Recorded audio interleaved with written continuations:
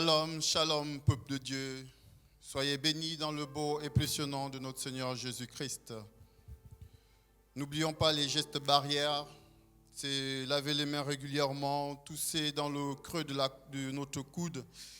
Et n'oublions pas également de liker et de partager pour qu'un plus grand nombre en profite. Alors ce soir, je prie et je déclare que le plan de paix et de bonheur de notre Seigneur Jésus pour ta vie s'accomplisse maintenant au nom de Jésus-Christ. Ce soir, je voudrais partager avec toi un verset que tu as certainement déjà entendu, un verset que tu as probablement l'habitude de proclamer. Ce verset se trouve dans le livre de Romains, en son chapitre 8, au verset 28. Je lis la parole de Dieu. Nous savons, du reste, que toute chose concourt au bien de ceux qui aiment Dieu, de ceux qui sont appelés selon son dessein. Amen. Que peut bien vouloir dire ce verset et à qui il s'adresse? Ce verset s'adresse aux personnes qui aiment Dieu et ce verset veut dire que dans toute situation, dans toute circonstance, dans tout événement, bref, dans toute chose, il y a une part de bien qui est réservée pour toi dans cet événement. Que cet événement soit malheureux, que cet événement soit un événement de bonheur, que ce soit en bien ou en mal, il y a une part du bien que l'Éternel a réservé pour toi dans cet événement. Pour illustrer mes propos, je vais me servir de cette bouteille thermique. Je vais considérer que cette bouteille est graduée. On a 25%, 50%, 75% et 100%. Cette bouteille va représenter une mesure du part de bien dans un événement. Cette bouteille est donc un événement dans lequel on va introduire une certaine quantité de bien. Alors, lorsque la bouteille est vide, c'est qu'il n'y a pas de bien, alors le malheur est total. Lorsque la bouteille est pleine, c'est qu'il y a suffisamment de bien à 100% et le bonheur est total. Mais mon verset dans Romains 8, 28 me dit: du reste, que toute chose concourt au bien de ceux qui aiment Dieu. Toute chose concourt au bien de ceux qui aiment Dieu. Alors, quelle que soit la situation, quel que soit l'événement, quelle que soit la circonstance, il y a dans cet événement au moins une portion de bien. Ce qui veut donc dire que cet événement-là, cette gourde-là, contiendra toujours une certaine quantité de bien. En d'autres termes, la gourde vide n'existe pas. Ou alors, le malheur total, une situation qui t'amène dans un malheur total, n'existe pas. C'est pourquoi j'ai intitulé mon thème « Il n'y a pas de fatalité en Jésus-Christ ». Quelle que soit la circonstance, quel que soit l'événement que tu traverses, il n'y a pas de fatalité. Écoute, souviens-toi de notre ami Caïn. Dieu informe Caïn qu'il est maudit. Mais dans ce même verset de Genèse, dans ce même chapitre de Genèse au verset 17, la Bible m'informe que Caïn a pu bâtir une ville. Voici donc un individu maudit par Dieu qui arrive à bâtir une ville. Je dis, cette situation que tu traverses n'est pas une fatalité pour toi. Quand on lit la Bible dans Genèse 27, chapitre 27 au verset 39, on se rend compte que Isaac, le père d'Ésaü, le bénit. Mais quand on regarde cette bénédiction, on a l'impression que c'est beaucoup plus une malédiction. Isaac dit à son fils Ésaü, ta demeure sera privée de la graisse de la terre et de la rosée du ciel d'en haut. Voici une bénédiction bizarre. Voici une bénédiction particulière. Ta demeure sera privée de la graisse de la terre et de la rosée du ciel d'en haut. Mais, curieusement, en Genèse 33, 9, la Bible me dit, et c'est Ésaü lui-même qui parle, quand son frère Jacob le rencontre, avec des présents, il dit à son frère, que fais-tu? Je n'ai pas besoin de ces présents. Je suis dans l'abondance. Je suis surpris. Un homme que Dieu haïssait. Un homme qui a reçu une bénédiction semblable à une malédiction. Qui réussit au même titre que son frère jumeau, qui était aimé de Dieu et qui a eu une bonne bénédiction reçue de son père. Je suis en train de te dire qu'il n'y a pas de fatalité. Quelle que soit la situation que tu traverses, quel que soit l'événement que tu vis, il n'y a pas de fatalité. Lorsque nous sommes dans un événement heureux, un mariage, une nouvelle naissance, lorsque nous célébrons une élévation professionnelle, bref, lorsque nous sommes dans un événement heureux, la question de se poser s'il y a quelque chose de bien dans cette situation n'a plus lieu d'être. Parce que si on prend à nouveau notre baromètre de joie, on se rendra compte qu'il est suffisamment au-dessus de 75, proche de 100%. Et nous sommes dans une joie totale, nous sommes heureux. Mais par ailleurs, lorsque nous sommes dans une situation triste, lorsque nous connaissons la douleur, lorsque nous perdons un être cher, en ce moment, la question mérite d'être posée. Qu'est-ce qu'il y a de bien dans cette situation douloureuse que je traverse? Pourtant, mon verset me dit que toute chose concourt au bien de ceux qui aiment Dieu. Cette portion de phrase signifie également que même dans les afflictions que je traverse, ces afflictions ne sont ni mauvaises ni vaines. Elles participent à mon bien. C'est assez curieux et difficile parfois à assimiler, à digérer. Dans Proverbe 12, verset 21, il est écrit « Aucun malheur n'arrive à ceux qui sont justes ».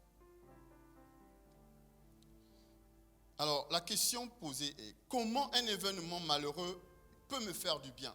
Comment un événement malheureux concourt à mon bien? Considérons la mort de Jésus-Christ à la croix. La mort d'un individu est généralement un événement malheureux, un événement triste. Mais ce soir, nous allons regarder cet événement sous 3 angles, sous 4 angles même. Le premier angle est l'angle du diable. Pour le diable, le fait d'avoir flagellé Jésus-Christ, le fait de l'avoir cloué à la croix, pour le diable, c'est une grande victoire. Lorsqu'on regarde aux pharisiens, aux hommes de loi, pour ces derniers, la mort de Jésus-Christ est une bonne affaire. Parce que Jésus-Christ était pour eux un blasphémateur. Jésus-Christ était pour eux un imposteur. Mais du point de vue des disciples, la mort de Dieu était un malheur. La mort de Jésus-Christ était une tragédie. Cette mort les a affaiblis. Cette mort les a conduits à se terrer. Ils vivaient dans la peur. Pour Jésus-Christ lui-même, sa mort était une occasion, une opportunité de montrer son obéissance à la voix du Père. Pour le Père lui-même, la mort du Christ était un moyen de sauver tous ceux qui sont perdus. Voici un seul et même événement, la mort de Jésus, vécu et perçu par 4 types de personnes de façon différente. Un même événement. Parce que certains ont choisi de le regarder sur un certain angle. Ils vivent les conséquences de l'angle qu'ils ont choisi de vivre cet événement. Un même événement, perçu différemment, donne des résultats différents. La Bible dit, mieux vaut la fin d'une chose que son commencement. C'est dans le verset 8, chapitre 7 d'Ecclésiaste que c'est dit. Et dans ce même verset, il est ajouté, mieux vaut un esprit patient qu'un esprit hautain. Alors, dis avec moi et avec plus de conviction, j'ai un esprit patient. J'ai un esprit patient. Nous nous sommes rendus compte qu'avec le temps, le diable n'avait pas raison. Que la mort de Christ à la croix était sa plus grosse erreur. Avec le temps, nous nous sommes rendus compte que les hommes de loi s'étaient trompés. Que Jésus-Christ était bel et bien un roi et c'était également le Messie.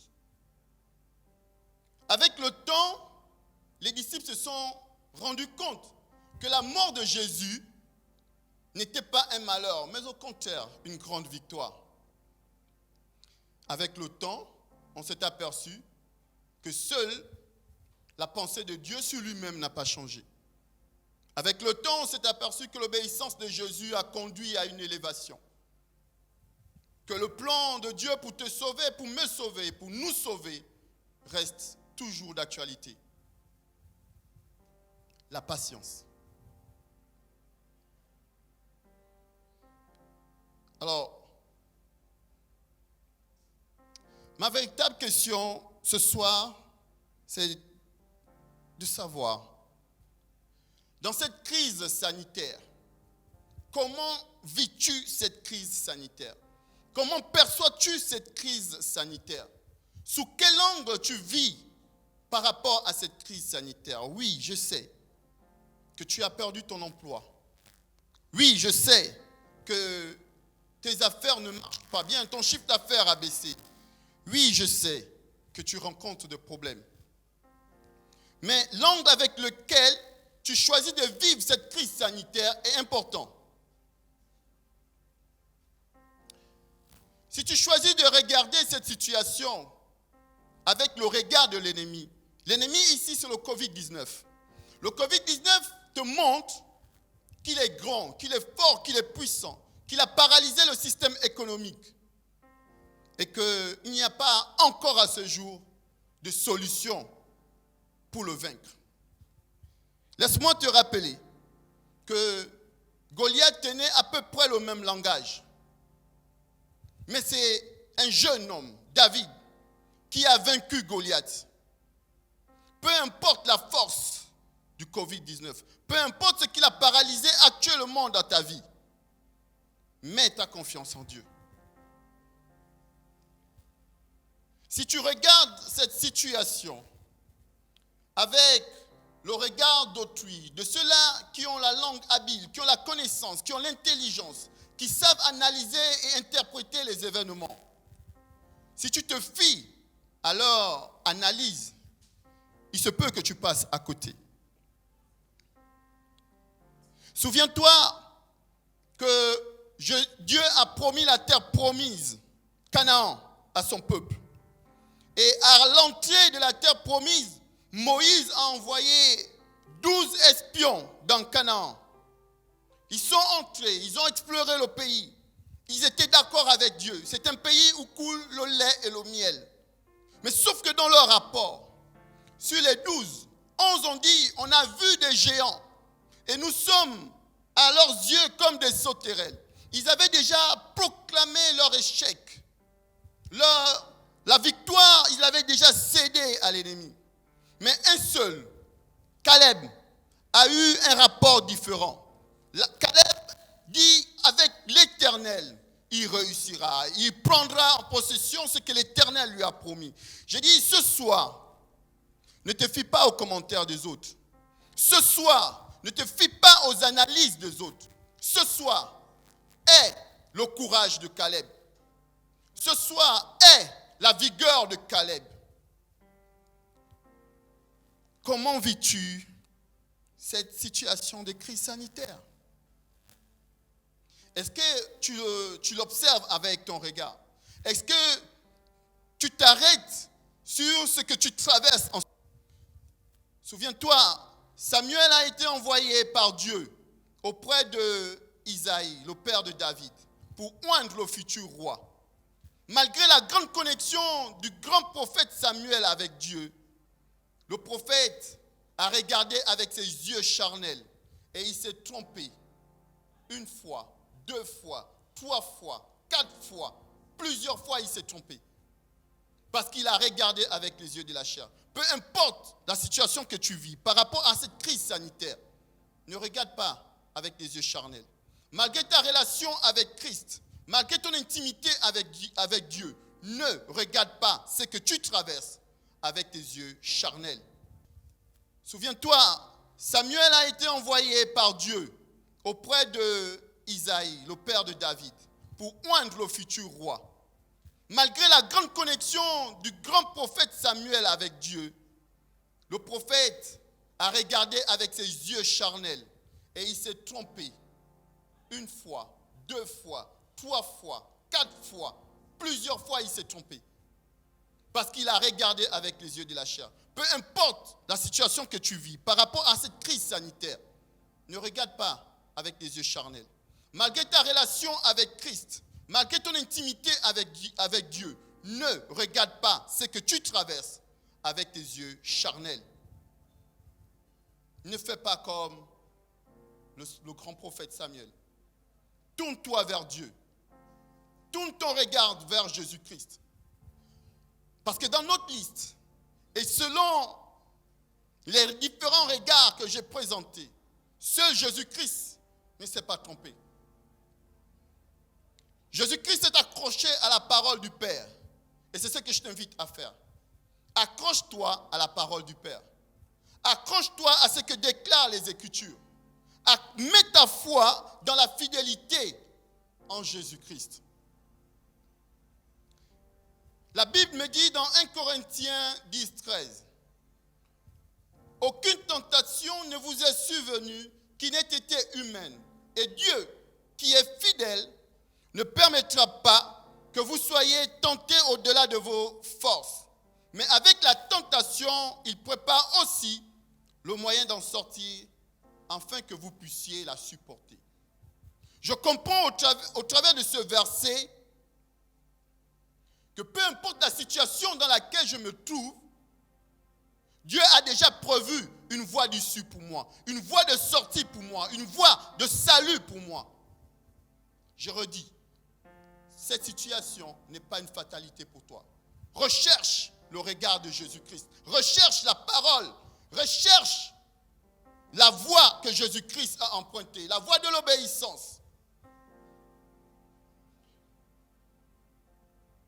Quand je regarde à Proverbe 16, verset 3, Dieu dit, « Recommande à l'Éternel tes œuvres et tes projets réussiront. » Tu es un chef d'entreprise. Tu es un directeur d'entreprise. Ta structure bat de l'aile. Tu as peut-être mis les clés sur le paillasson. Mais ce soir, Dieu te dit, si tu te confies en lui, si tu confies tes projets entre ses mains, tes projets réussiront. Malgré la situation de la crise sanitaire, si tu te confies en l'Éternel, ce soir, tes projets réussiront. Et d'ailleurs, il continue dans Josué 1,8, où il dit que ce livre de la loi ne s'éloigne point de ta bouche. Médite-le jour et nuit pour agir fidèlement selon tout ce qui est écrit. Car c'est alors que tu auras du succès dans tes entreprises. C'est alors que tu réussiras. Je disais, il n'y a pas de fatalité pour ceux qui sont en Jésus-Christ. Cette crise sanitaire t'impacte dans la réalité. Mais les plans de Dieu pour toi, ce sont des plans de paix et de bonheur. Confie-toi en Dieu. Confie-toi en Jésus-Christ. Fais de Jésus-Christ ton Seigneur et ton Sauveur personnel. Recommande tout ce qui est en toi, tes projets, ton foyer, peu importe ce qui te mine actuellement. Est-ce tes finances? Recommande toutes ces choses à l'Éternel et tes projets réussiront. Dans le psaume, il est écrit, celui qui bâtit sans le bâtisseur bâtit en vain. Celui qui veille sans lui veille en vain. Ce soir, j'ai un message pour toi. Et ce message se trouve en Romains 8, verset 28. Et la parole de Dieu dit, nous savons du reste que toute chose concourt au bien de ceux qui aiment Dieu, de ceux qui sont appelés selon son dessein. Si tu aimes Dieu, alors tes projets réussiront. Si tu aimes Dieu, alors il y a une part de bien dans chaque événement que tu vis. Parce qu'il n'y a aucun événement malheureux pour ceux qui sont justes, déclare Proverbe. Ce soir, confie-toi en l'Éternel, parce qu'il est ta solution. Confie-toi en Jésus-Christ. Confie-toi en Jésus-Christ, car il est ta solution. Amen. N'oublie pas de liker, de partager pour qu'un plus grand nombre bénéficie de ce message. Si tu as ton offrande, ne manque pas de faire ton offrande et de bénir l'Éternel. Permets-moi de prier avec toi.